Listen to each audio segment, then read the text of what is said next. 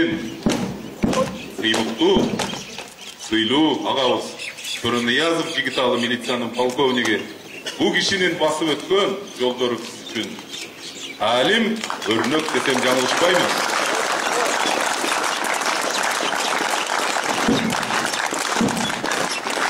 Ачык эле айтканда мен менен шериктеш, напарник болуп иштеп жүргөн кезде дагы бир уюшкан кылмыштуу топтордун арасында алып кетип, мына 10дон ашык адамдын арасынан кирүү жана ошол баңгизатын кармап.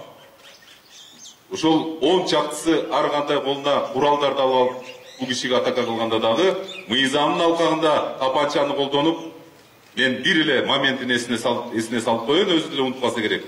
Ошондо бир топ трансулуттук кылмыш чөйрөсү менен күрөшүп жоопкерчиликке тарткан элек. Бул айткендерimiz баарыңыздарга чоң ийгиликтер, ишиңиздер өсө берсин, үй бүлөңүздөр менен тынч болуңуздар.